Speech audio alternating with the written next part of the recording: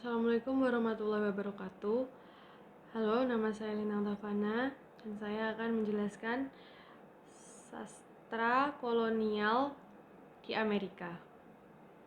Pada awalnya, sastra Amerika dimulai dengan mitos, legenda, dongeng, dan lirik lagu yang dinyanyikan secara turun-temurun oleh suku Indian.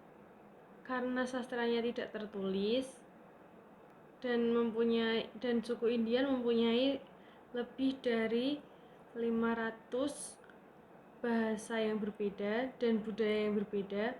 Hal itu mengakibatkan budaya dan sastra suku Indian menjadi beragam. Kebanyakan sastra pada masa ini berisi tentang berburu, bertani, dan menceritakan tentang pahlawan atau hero.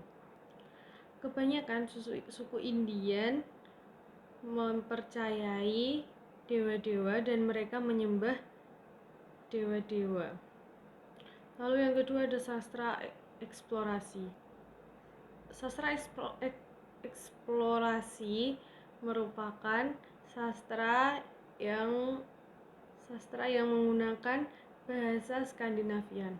Contohnya adalah The Old Norse Vinland Saga yang menceritakan bagaimana Leif Erikson yang suka berpetualang dan sekelompok orang Norsemen berkeliaran di suatu tempat di pantai timur Amerika. Pada abad ke-17 atau sekitar 1600-an, bajak laut petualang dan menjelajah membuka jalan bagi sekelompok kolonis yang terkenal dan membawa istri dan keturunan mereka. Namun pada akhirnya Inggris mengambil alih koloni yang ada di Amerika Utara. Hal itu mengakibatkan para Puritan datang ke Amerika. Lalu banyak orang-orang Inggris yang datang ke Amerika dan membawa sastra dari Eropa atau Inggris ke Amerika. Dan pada saat inilah banyak sastra atau karya sastra yang berbahasa Inggris ditemukan di Amerika. Lalu ada periode kolonial di New England. Para Puritan datang dan menetap di New England. Para Puritan sangatlah cerdas dan mereka berpendidikan. Antara 1630 dan 1690 ada banyak lulusan dari universitas di Inggris yang menetap di Amerika. Ciri khas karya sastra pada masa kolonialisme yang kebanyakan diciptakan oleh Puritan berisi tentang religius. Pada saat itu, sebagian besar sastra di Amerika berbentuk